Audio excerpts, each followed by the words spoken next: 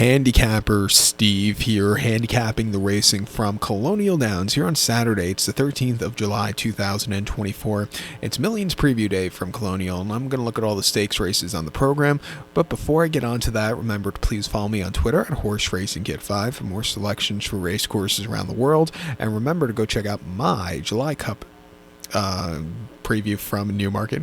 I lost my train of thought in the middle of that for a second, but remember, go check out my July Cup preview from Newmarket. Also, it's Bastille Day in France, so remember, go check out my Grand Prix de Paris preview from Longchamp, the traditional Bastille Day feature.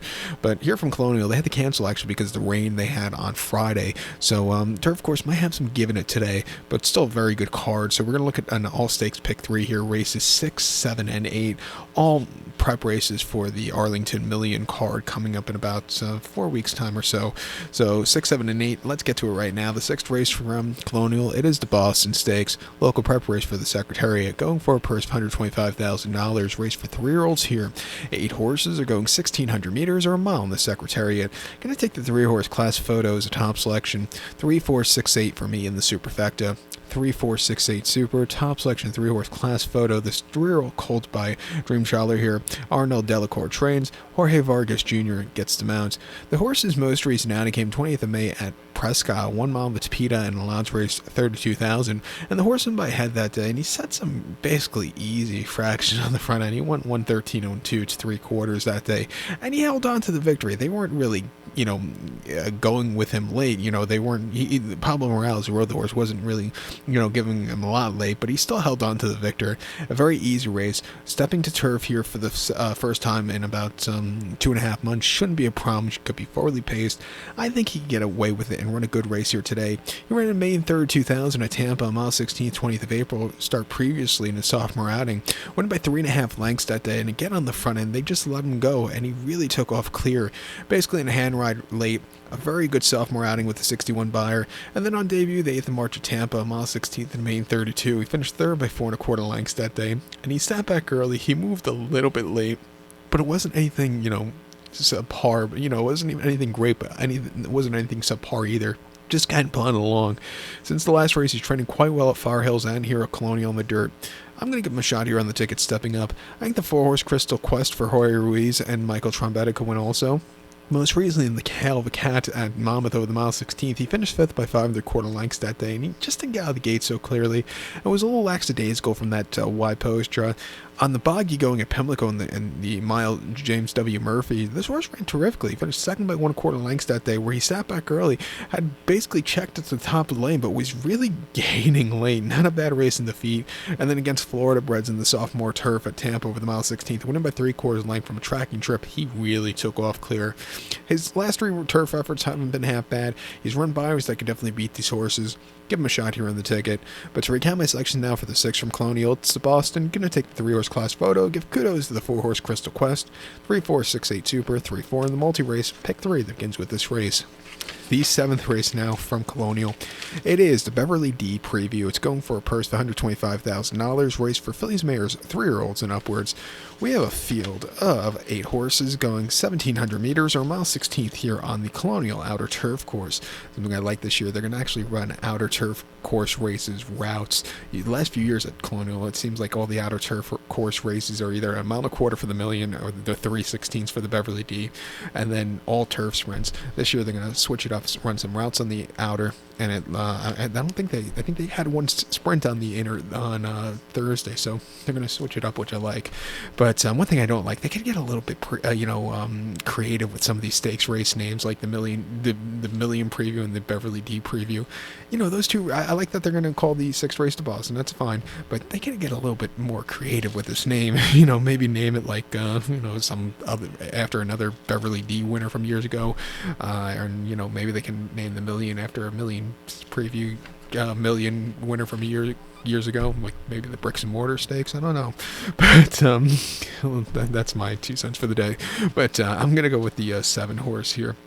Marksman's Queen, 7623 in the superfecta, 7623 super, top selection 7 horse, Marksman Queen, border filled by DeBowie here, ground motion trains, Forest Boys, she gets the mount. The horse's most recent out came in optional 50 at Woodbine, a mile 16th in her turf course, 6th of June, and she finished second by 2 3/4 lengths that day, and she sat back early. She was a little bit, a little bit of turn of foot late. She had the lead, she just kind of got overtaken late. Maybe she needed the race first, started a little bit time, but she got around the race course well.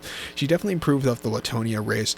Refreshing here, back to turf, mile 16th, drawn very well. I think she could find a trip to win. And the Latonia at Turfway, mile 16th to Pito, 23rd of March, she didn't do a lot of running. She finished 8th right 13 3/4 lengths that day. She didn't get out of the gate so clearly, which probably cost her also. She does her better running style towards the front end. And she was just flat that day. After the adversity, she just kind of gave up that day. And then prior to that, op 6-2 at Gulfstream over the mile 16th on the lawn. Went by 5, finishing 5th by 1 1/4 lengths that day. She was flying on the front end, which cost her. The closers got to her. She just wasn't keeping up.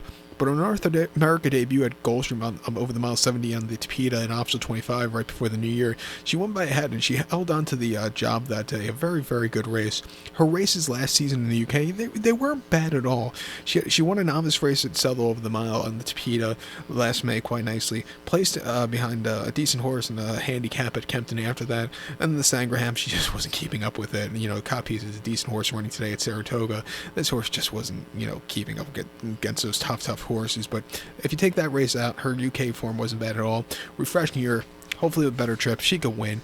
I think the 6 horse Kanzi for Arnaud Delacour and Jorge Vargas could win also. A former Clement runner, most recently in the Pennsylvania Breeders' Cup race over the mile 16th on the 8th of June. The horse won by 2 lengths, and from a tracking trip, she really, took off clear that day. Very good run.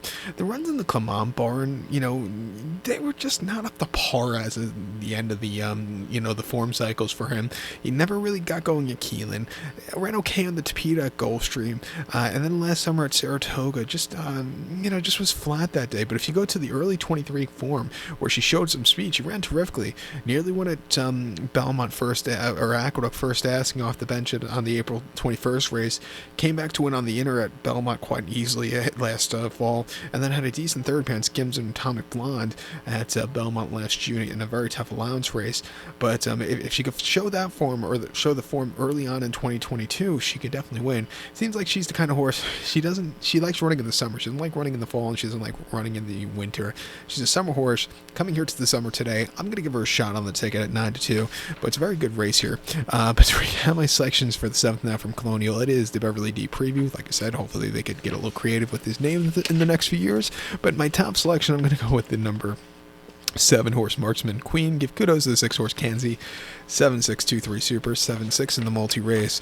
The 8th event from Colonial, it is the Millions preview. It's going for a purse of $125,000, race for 3-year-olds and upwards. 6 horses are going 1,800 meters or mile and 1/8 on the inner turf course. Top selection here, I'm going to go with the 4 horse Interrogation. Can't speak. I'm going to go 4-6-1-2 in the superfecta. 4-6-1-2 super. Top selection 4 horse Interrogation. This four colt by Quality Road. Shug McGee he trains. Kendrick Harmouche finally reunites with this horse. Most recently, he was facing tough horses in the turf classic Keeneland. Mount Nathan very soft on the softer side of good turf course. He finished 4th by 4 3/4 lengths that day, and he sat back early. He moved a little bit late on the inside. I didn't think it was a half bad race, but just got beat by slightly classier horses on the day. Back down the class ladder, has definitely run races fast enough to win here today. Getting Kendrick up, who's a very good, position rider and speed rider. I think this horse could get a trip to win. 2 back in the makers, Marky Keelan on a yielding turf course, a mile on the 12th of April. He finished 3rd by 4 3/4 lengths that day, and again, he was stupidly wide that day, sitting back early, but was really gaining that day. Ran 100 by, which was the best of his life against those quality horses, but he just couldn't get there late.